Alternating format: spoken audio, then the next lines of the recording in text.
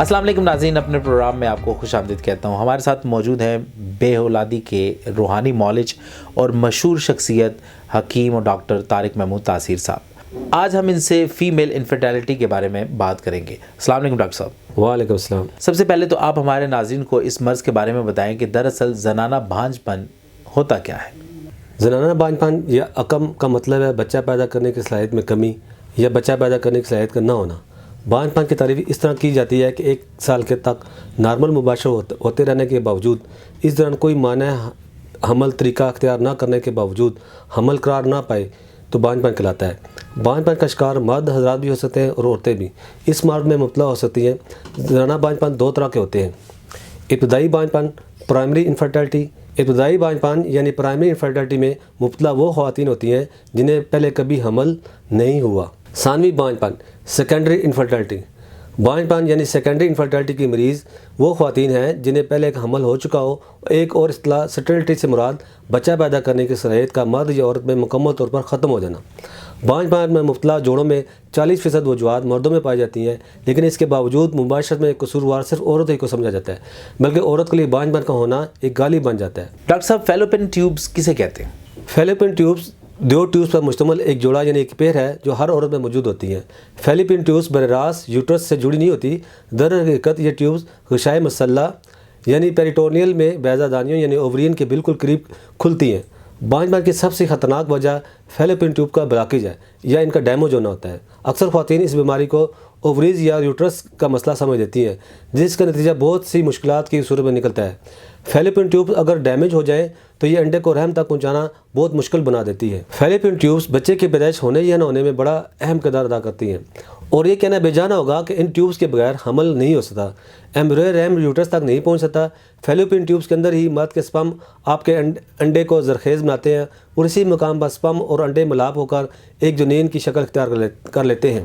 جنین کو یہ ٹیوب اس وقت تک سہارا دیتی ہے جب تک وہ پرورش کے لیے رحم تک نہ پہنچ جائے۔ ڈاکٹر صاحب، خواتین میں زنانہ بانجھ پن کی کیا علامات ہوتی ہے جس سے یہ پتہ چلے کہ عورت اس مرض میں مبتلا ہے؟ مریض خواتین متاثرہ اعضاء اور شدت مرض کے مطابق مختلف علامات موجود ہوتی ہیں۔ نمبر 1، کمر درد کے ساتھ حیض کا اخراج، ہم بستری کے دوران یا بعد میں درد، سر درد، متلی واقع ہونا، بلڈ پریشر، تھکاوٹ، بے چینی، جنسی کمزوری، پیشاب کی حاجت و اخراج کے ساتھ درد اور کبھی پیشاب میں خون کی مزج، حیض کا کھل کر نہ آنا وغیرہ شامل ہیں۔ اچھا، یہ بتائیے ڈاکٹر صاحب کہ خواتین میں زنانہ بانجھ پن کے اسباب کیا ہوتے ہیں؟ پہلے زمانے میں بانجھ پن کو جن بھوت کا سایہ یا پھر جادو ٹونا کا اثر سمجھا جاتا تھا۔ ان بیماریوں کو طبی اصطلاح میں ہسٹریا یا اٹھا کہا جاتا ہے۔ اس کے اسباب میں حیض کا کھل کر نہ آنا، ورم رحم، اسقاط رحم یعنی فیلوپین ٹیوبز کا بند ہونا، رسولیوں اور بعض اعضاء میں پیدائشی طور پر نقص ہونا بھی زنانہ بانجھ پن کو جنم دیتی ہے۔ کثرت لکوریا یا انڈوں یعنی بیضہ کا پیدا نہ ہونا، فیلوپین ٹیوب کی بندش، رحم کی کمزوری، رحم کا الٹ جانا، رحم کی رسولیاں، ورم رحم۔ سب سے پہلے بیماری کا سبب معلوم کریں۔ اگر سبب رحم کا الٹ جانا ہے تو اس کو تدبیر سے سیدھا کریں۔ اگر فیلوپین ٹیوبز کی نالیوں کی بندش کا مسئلہ ہو تو پہلے اس کی ادویات دیں۔ ڈاکٹر صاحب، دیسی طریقہ علاج سے زنانہ بانجھ پن کا علاج ممکن ہے؟ آپ نے بہت اچھا سوال کیا۔ میں جانتا ہوں ناظرین کو شدت سے اس سوال کے جواب کا انتظار ہوگا۔ محترم ناظرین، امراض بانجھ پن کے حوالے سے بہت کچھ کہا جاتا ہے۔ ہر طریقہ علاج یہ دعویٰ کرتا ہے کہ بانجھ پن مکمل طور پر قابل علاج ہے، مگر عملی طور پر دیکھا جائے تو نتائج اتنے حوصلہ بخش نہیں ہوتے۔ ان دعووں کو تسلیم کر لیا جائے، ایسی حالت میں سب سے زیادہ پریشانی مریض یا مریضہ کو اٹھانی پڑتی ہے۔ یعنی مریض بہتوں علاج بھی کرواتا ہے، رقم بھی برباد کرتا ہے، مگر اس سے حاصل کچھ نہیں ہوتا۔ محترم ناظرین، صدیوں سے جاری دنیا کا سب سے قدیم طریقہ علاج طب یونانی ہے، جس نے صدیوں پہلے امراض بانجھ پن کی نشاندہی کی اور ساتھ میں اس کے بچاؤ کے طریقے بھی لوگوں کو بتائے اور ادویات بھی تجویز کی۔ ان تمام باتوں کے باوجود طب یونانی دعویٰ کرنے کے بجائے اس بات پر زور دیتی ہے کہ مریض تدبیر ضرور کریں۔ ناظرین کرام، بحیثیت مسلمان ہمارا یہ ایمان ہے کہ وہ ذات باری تعالیٰ شفا دینے والی ہے، اور مریض کا کام یہ ہے کہ حالت مرض میں اپنا مذہبی فریضہ نبھاتے ہوئے علاج پر توجہ دیں اور شفا کے لیے بارگاہ الہی میں دست و دعا بلند کرتا رہے، کیونکہ اس کی رحمت کسی وقت نازل ہو سکتی ہے۔ ناظرین کرام، طب یونانی اور طب نبوی صلی اللہ علیہ وآلہ وسلم دونوں ہی بنیادوں کا طریقہ علاج ہے، جہاں علاج کے حوالے سے یہ علوم اللہ کی طرف سے نبیوں کو دیے گئے اور نبیوں کے ذریعے تمام بنی انسان کے لیے وسیلہ شفا بن گئے۔ آج تک دنیا انہی علوم سے استفادہ کرتی ہے۔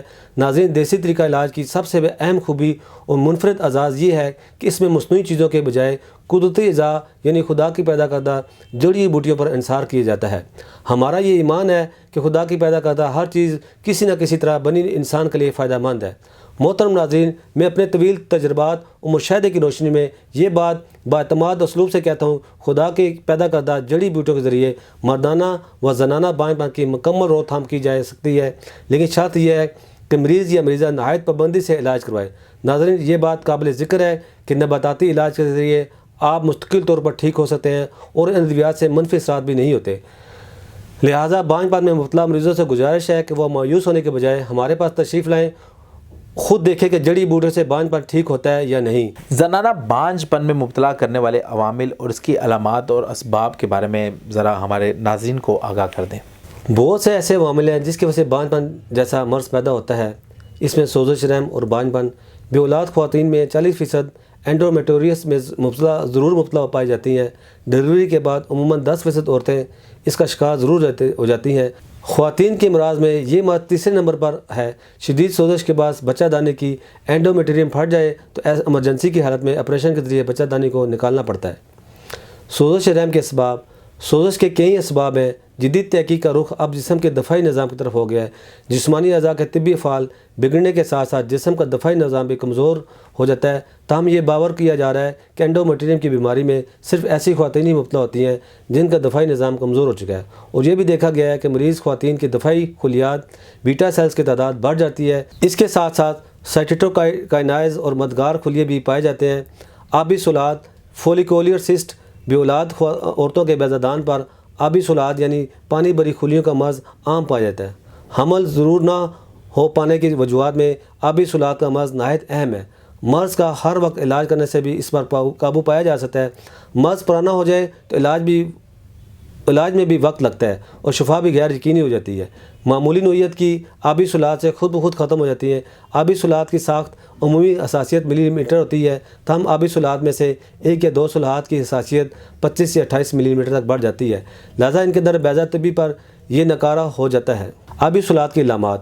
آبی سلاد والی بیضہ طبی حساسیت سے قدرے بڑی ہوئی ہو جاتی ہے، حیض کی مقدار میں کمی پیشی، طبی دورانیوں کی مدت میں کمی یا زیادتی، مرض کے شدید عوارضات میں فرضہ باری ہو جاتا ہے، جنسی اور نفسیاتی عوارض، پیڑو کا پرانا درد، مثانے پر دباؤ محسوس ہونا، پیشاب کرتے وقت تکلیف ہونا، بدہضمی کی شکایت رہنا، پیٹ بھرا بھرا اور بھاری پن محسوس ہونا، دوران حیض دوران جماع شدید درد ہونا۔ ڈاکٹر صاحب یہ بتائیے کہ دوران علاج مریضہ کو کن کن چیزوں سے پرہیز کرنا چاہیے اور کون کون سی چیزیں وہ استعمال کر سکتی ہے؟ پرہیز جو ہے علاج سے بہتر ہے۔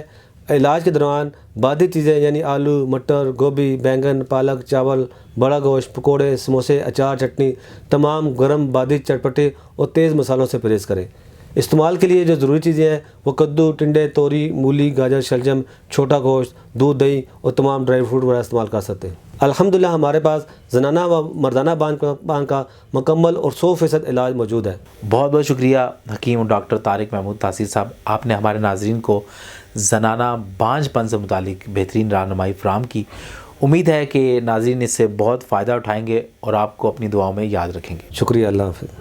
جی ناظرین، آج کا پروگرام آپ نے دیکھا اور زنانہ بانجھ پن سے متعلق آپ نے بہت ساری معلومات اکٹھی کیں اور آپ کو ملی، مفید مشورے ڈاکٹر صاحب نے آپ کو دیے۔ امید کرتا ہوں آپ اس پر عمل کریں گے۔ اگلے پروگرام تک کے لیے مجھے اجازت دیجیے۔ اللہ حافظ۔ اس پروگرام کے بارے میں یا کسی بھی قسم کی مزید معلومات کے لیے تشریف لائیں۔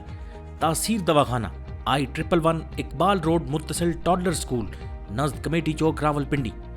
ہمارے موبائل نمبرز ہیں 0300 955 2889، 0321 955 2889، 0334 955 2889۔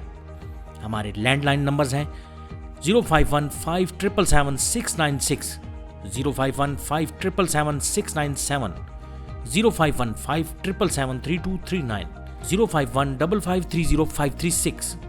ہمارے نمائندے سے بات کرنے کے لیے ان نمبرز پر رابطہ کریں 0336 5777 696، 0336 5777 697، 0333 550 1390، 0323 550 1390۔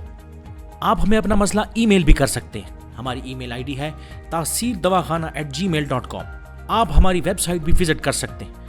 हमारी वेबसाइट है www.taseerdawkhana.com, www.taseerlabs.com, www.taseerherbalpharma.com, www.drtaraktaseer.com।